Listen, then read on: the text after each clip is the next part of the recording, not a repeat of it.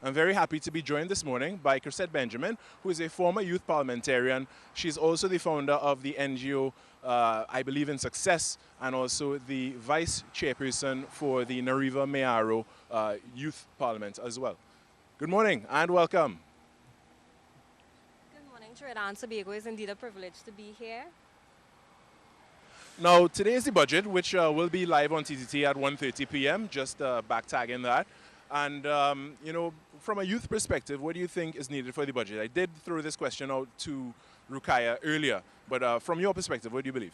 Okay, so I believe that the young people of Trinidad and Tobago are really looking forward to job security and also what they may do to the education sector. We really want our education sector to be secured. So I listened to the Prime Minister when he spoke on the spotlight on the economy and the budget, and he said that he's implementing a development program that centers on construction initiatives, housing initiatives, as well as infrastructural initiatives. But I have two concerns pertaining to that.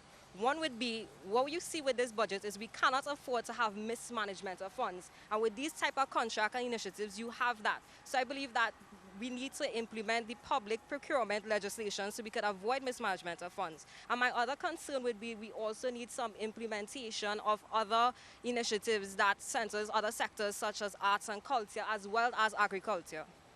Now we've seen the arts and culture industry on the whole that has been gutted by the COVID-19 pandemic. What do you think is really needed in this time, at this time, to sustain, not only to sustain, but also to help that industry thrive? Okay, so what I believe that the government can do is you can target the I believe Ministry of Communication, what they do, they are responsible for the dissemination of information, and you need to make sure that the grassroots level of society understands that. So you can target those who are involved in arts and culture to help with the dissemination of information. That way you make sure that you have an educated population on what's going on nationally, as well as you ensure that those in the arts and culture has a paycheck. Now let's speak about budget allocation. What do you think would be wise, I guess, percentage or ratio of the budget allocation for the various sectors?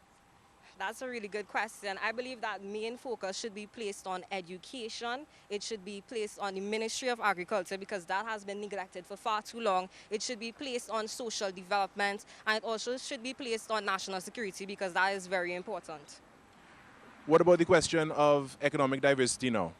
Okay, we really and truly need to diversify the economy and not continuously say it year after year. So as I mentioned before, we need to focus on the arts and culture industry, we need to focus on agriculture, and we cannot keep depending on our energy sector because we know that those prices rise and fall. Let's speak about youth parliament now. When it comes to youth parliament, do they have any say or any input rather when it comes to the national budget? No, they don't. That's a fact. What I believe that the government should do is at least have young people involved in advisory committees. We saw that earlier this year. We had a lot of young people pleading with the government to even be involved in the Roadmap to Recovery document. I believe young people of Trinidad and Tobago have so much to contribute. If you pay attention to the documents that are provided by the different youth, if you pay attention to the commentary on social media, young people are so educated and innovative. And if we really want to see development in this country, we need to pay attention to the voices of our youth. Why do you think the youth voices are left out? I believe that the youth voices are left out because adults hold this notion that young people are the leaders of tomorrow, not appreciating that we are also the leaders of today. We have so much to offer. So because they believe that we are the leaders of tomorrow, they don't always include us in the conversation. And well, very well said. When it comes to the rest of the budget now, you did mention, a lot needs to go into education and stuff like that, and job security. The pandemic has posed, well, a number of very, very harsh realities to a number of people and challenges. How do you think the budget can be used to meet those challenges? Okay, so as I mentioned before, with proper allocation and the lack of mismanagement of funds, once we don't have mismanagement of funds, we'll actually see where the money is being implemented.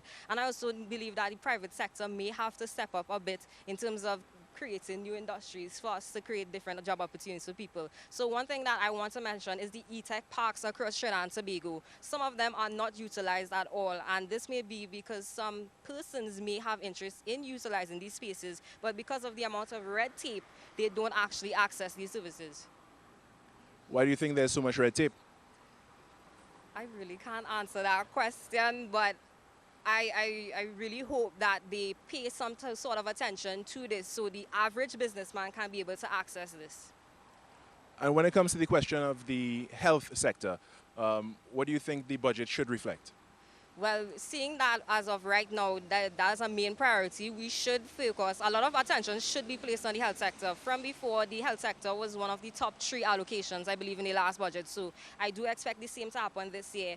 But I also believe that some of the funding should also be focused on implementing mental health programs to upkeep the mental health of our citizens. I read a document that stated that out of the budget allocation for health, under 5% of that money is centered on mental health and upkeeping mental health programs. And right now in this pandemic, I believe that there's an increase of mental illnesses, and we need to focus and provide some sort of programs and initiatives to upkeep the mental health of citizens during this time.